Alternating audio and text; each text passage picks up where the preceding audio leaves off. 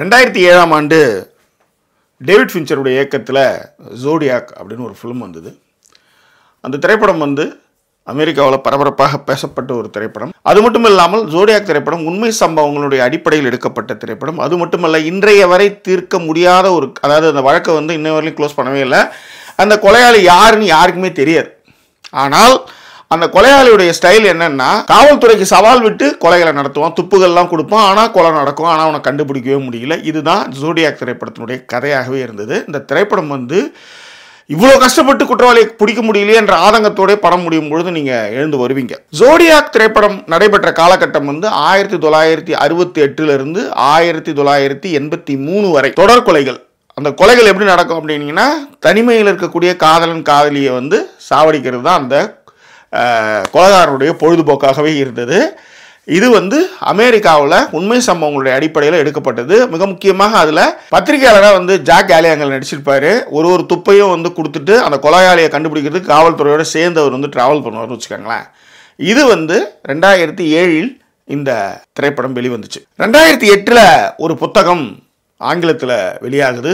அந்த புத்தகத்தை எழுதியவர் யாருன்னு பார்த்தீங்கன்னா Douglas Preston and Italian journalist Mario Spacey. இந்த ரெண்டு பேரும் தான் சேர்ந்து 2008 ஒரு புத்தகம் எழுதுறாங்க. அந்த புத்தகத்துக்கு பேர் the monster of Florence a true story அப்படின்னு ஒரு புத்தகத்தை எழுதுறாங்க. நான் சொல்றது ஜோடியாக் 2007 வந்துச்சு. அந்த படம் தீர்க்க முடியாத நிறைய பிரச்சனைகளை சொல்லிச்சு இல்லையா, அந்த மாதிரி the monster of Florence a true story அப்படின்ற ஒரு புத்தகத்தை அவங்க எழுதுறாங்க. அதாவது ஒரு எழுத்தாளர், அமெரிக்க த்ரில்லர் எழுத்தாளர் மற்றும் பத்திரிகையாளர், இத்தாலியை சேர்ந்த பத்திரிகையாளர் மரியோ ஸ்பெசி, ரெண்டு பேரும் சேர்ந்து அந்த புத்தகத்தை எழுதுறாங்க. அந்த புத்தகம் 2008 ரிலீஸ் ஆகுது. நான் சொன்ன மாதிரி 2007 ஜோடியாக் படம் 2008 ரிலீஸ் ஆகுது. ரைட். இந்த கதையான தி மான்ஸ்டர் ஆஃப் ஃப்ளோரன்ஸ், இந்த கதையை வச்சுக்கிட்டு 4 எபிசோடாக நெட்ஃப்ளிக்ஸில் ரிலீஸ் பண்ணியிருக்காங்க. ஒரு மினி சீரீஸாக இந்த உண்மை கதையை ரிலீஸ் பண்ணியிருக்காங்க. ஸோ அந்த வெப்சீரிஸினுடைய ஒரு விரிவான பார்வை தான் இந்த எபிசோடில் பார்க்க போகிறோம். அதற்கு முன்பாக இந்த தளத்தை இதுவரை சப்ஸ்கிரைப் பண்ணாதவங்க சப்ஸ்கிரைப் பண்ணுங்கள், லைக் கமெண்ட் ஷேர் பண்ணுங்கள். ஸோ ஹை பட்டன் இருக்குதுன்னா அதை கிளிக் பண்ண மறந்துடாதீங்க. ஸோ விரிவான பார்வைக்கு ஸ்டே டியூன் வித் அஸ்.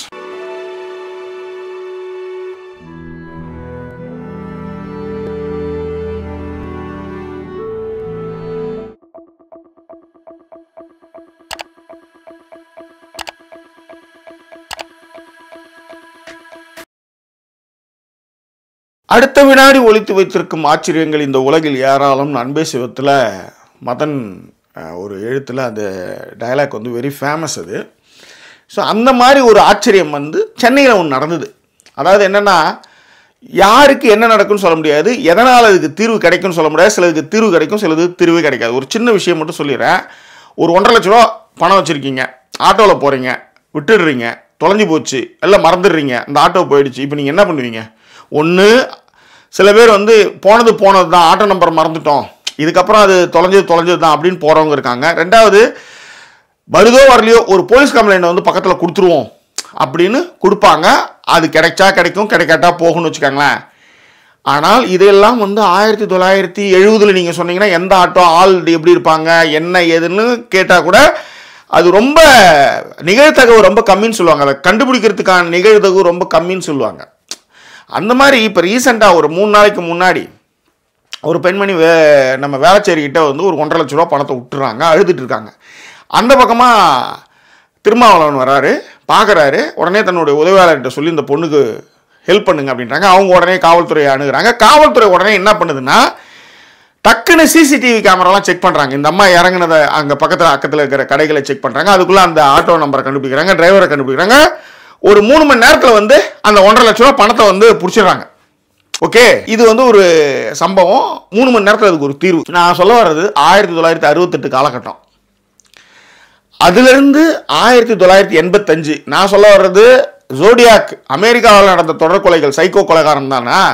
அந்த கொலைகள் 1962 தொடங்குச்சு, 1983 அது முடிவு பெற்றது. இது 1962 தொடங்கி 1985 இதுவும் முடிவாகினாலும் கூட அந்த கொலைகாரன் இவன் தான் அறுதிட்டு சொல்ல முடியல. எப்படி ஜோடியாக்ல இன்னும் வரையும் கண்டுபிடிக்கல.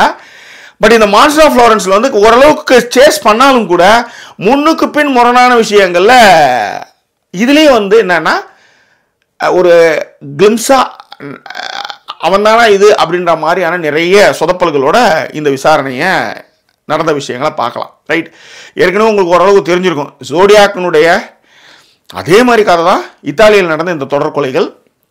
அதாவது 8க்கும் மேற்பட்ட கப்புள்ஸ் அவங்க தனிமையில் மேட்ரு பண்ணுறதுக்கு போகும்போது ஒரு கொலைகாரன் அவங்கள சுட்டு சாவடிக்கிறான். இந்த கொலைகாரனை எப்படி கண்டுபிடிச்சாங்களா இல்லையா அப்படின்றது தான் இந்த கதையுடைய ஒன்லைன். 4 எபிசோடு. ஆனால் இந்த குற்ற வழக்குகள் சம்மந்தப்பட்ட ஒவ்வொரு கேரக்டர் இருக்கும்ல, அந்த ஒவ்வொரு கேரக்டர்லேருந்தும் விரும்மாண்டியில் இந்த 3 பாயிண்ட் ஆஃப் வியூஸ் அக்ரோக்ரஸோடைய சமுராய் படம் மாதிரி ஒவ்வொரு கதையும் ஒவ்வொரு பாணியில் சொல்லுவாங்க. அவங்கவுங்க பாயிண்ட் ஆஃப் வியூவில் கதை. அந்த மாதிரி இந்த 4 எபிசோடையும் அப்படி தான் எடுத்திருக்காங்க. இதில் இருக்கிற ப்ளஸ் பாயிண்ட்டை நான் பார்க்குறது அந்த காலகட்டத்தினுடைய வாகனங்கள் 68லேருந்து 85 வரையிலையும் அந்த வாகனங்கள், ட்ரெஸ்ஸு, காஸ்டியூம், ஹேர் ஸ்டைலு, அவங்க இன்னர்ஸ் முக்கியமாக அந்த மாதிரி நிறைய விஷயங்களை பார்த்து பதிவு செஞ்சுருக்காங்க. முக்கியமாக இந்த படத்தில் ரொம்ப பாராட்டணும் அப்படின்னா பாலோ கர்னர். அவர் தான் அந்த வெப்சீரிஸ் மினி வெப்சீரிஸினுடைய சினிமோகிராஃபி அவ்வளோ சூப்பராக அந்த டாக்குமெண்ட்ரி டோனில் இதை ஷூட் பண்ணது தான். இது ஒன்று. ரெண்டாவது, நீங்கள் எபிசோட் முடியும் போது இதான் தான் இருக்கிறானே கொலைகாரன் அப்படின்ற மாதிரி உங்களுக்கு தோணும். 2வது எபிசோட் முடியும் போது இவன் இல்லையா, இவன் தானே இது அப்படின்னு நீங்கள் தோணும். 3வது எபிசோடு பண்ணும்போது அப்படி தான். ஏன்னா அந்த அளவுக்கு ஒரு குழப்பமான ஒரு திரைக்கதையை இதில் ஒவ்வொரு பாயிண்ட் ஆஃப் வியூலையும் சொல்லி அதை ரொம்ப அழகாக பண்ணியிருந்தாங்க. அது மட்டும் கிடையாது, இத்தாலியில் அதிக காலமாக இழுத்து பறிச்சிட்டு இருந்த ஒரு குற்ற நிகழ்வுனா அது இதை தான் சொல்லுவாங்க. ஓகே, அந்த மாதிரி கண்டே பிடிக்க முடியாத அளவுக்கான ஒரு விஷயம். இதில் என்ன ஒரு துப்பு அப்படின்னா, கொலை நடக்குது, ஆனால் யார் அதை செஞ்சாங்க அப்படின்னு பார்த்தா அதுக்கு காரணமான உள்ளார இருக்கிறான். ஒரு கொலை நடக்குது, கண்டுபிடிச்சிடுறாங்க, உள்ளார தூக்கி வச்சிடுறாங்க, அவனுக்கு தண்டனை கொடுக்குறாங்க. ஆனால் திரும்பவும் கொலை நடக்குது.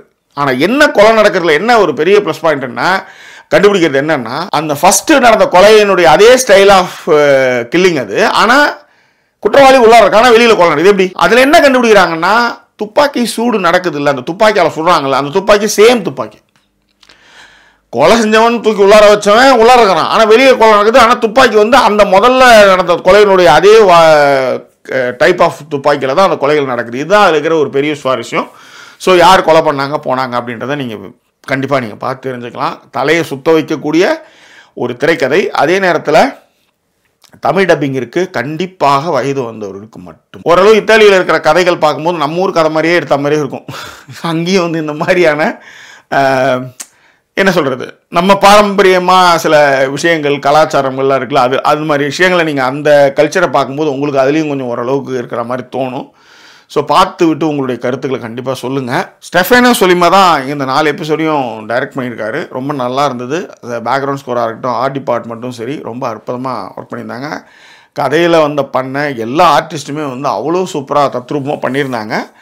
சின்ன சின்ன ட்விஸ்ட் அண்ட் டர்ன்ஸ் ரொம்ப நல்லாவே இருந்தது. ஸோ நான் திரும்பவும் சொல்கிறது, கண்டிப்பாக வயது வந்தவர்களுக்கானது. இவ்வளவு டீட்டெயிலாக இந்த வன்முறையை காமிக்கணுமானா அதை காமிக்கும்போது தான் நீங்கள் இதை நீங்கள் பார்க்கும்போது தான் ஐயோ அப்படின்ற மாதிரி கொஞ்சம் இன்னும் ரொம்ப ஜாக்கிரதையாக இருக்கிறதுக்கான ஒரு விஷயமா இந்த வெப்சீரிஸை நான் சொல்கிறேன். ஸோ நண்பர் விக்டர் தான் இந்த வெப்சீரிஸ் பரிந்துரைத்தார். ரொம்ப சூப்பரான ஒரு web series, fantastics, don't miss it, marvellous, don't miss it, must watch. Right?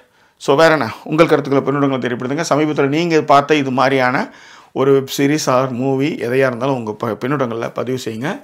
மீண்டும் வேறொரு எபிசோடில் உங்களை நான் சந்திக்கிறேன். அதோடு நன்றி கூறிவிடுவது உங்கள் ஜாக்கி சேகர். நன்றி, வணக்கம்.